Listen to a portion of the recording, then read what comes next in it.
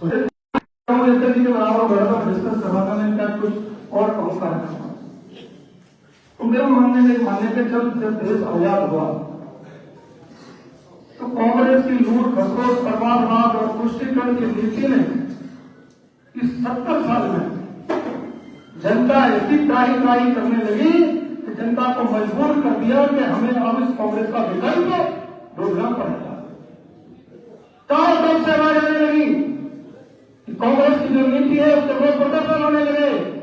कभी इसमें श्याम प्रसाद मुखर्जी, अटल जी, पंडित दीनदयाल उपाध्याय जैसे कमल के फूल निकले और उन्होंने जनसंघ की स्थापना की।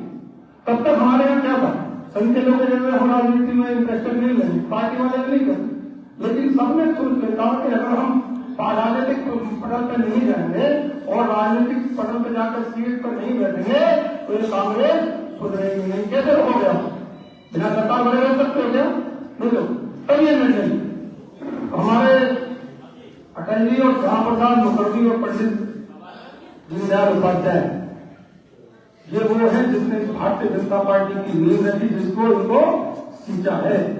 अभी कल हमारे प्रधानमंत्री जी ने लखनऊ में इन तीनों की मूर्तियों का अनावरण था।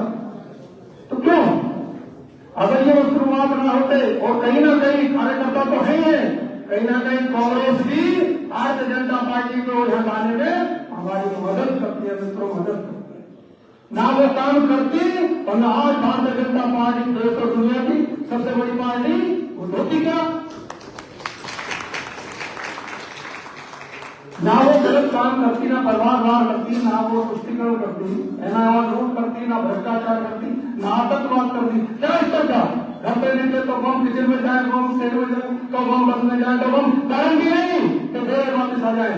तब जनता त्राही करने लगी और तभी भारतीय जनता पार्टी का जन्म हुआ। तो मैं कांग्रेस का भी धन्यवाद करना चाहूँ। आज के दिन अटल जी को याद करके उनके साथ जिन्होंने सींचा, उन्होंने क्या करा क्या नहीं करा, कैसे यहाँ तक लाए।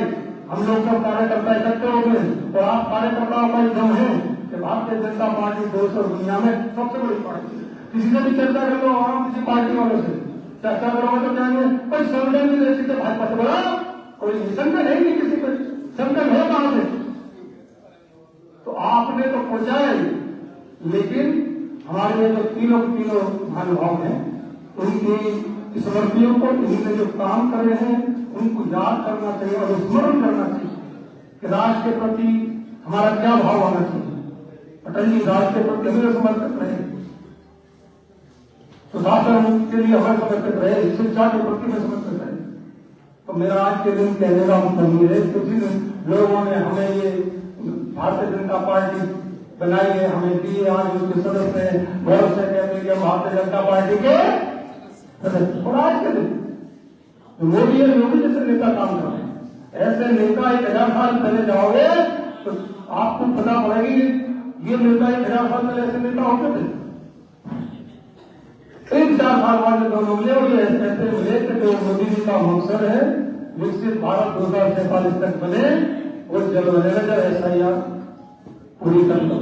रंजन जी ने हमें परसों समझ समझा दिया कितनी वोट आई जाएगी, मैंने सवाल आपको कितनी कम है, मैं 60,000 क्या जीतोगे? आज पसीना निकल जीतेंगे तो जीतेंगे तभी कब वोटर होगा वोट देगा। आज कितनी मंत्री मिल गया मियाँ जी आप रहे सोए आगे नहीं कहूँगा, लेकिन आज भी हमारे मुख्यमंत्री जी ने अध्यक्ष के सामने कहा क्या एम्बुलेंसर का नाम लिया कि दूसरे लोगों की जो डेथ रेट है 1% है, तुम्हारी 3% है।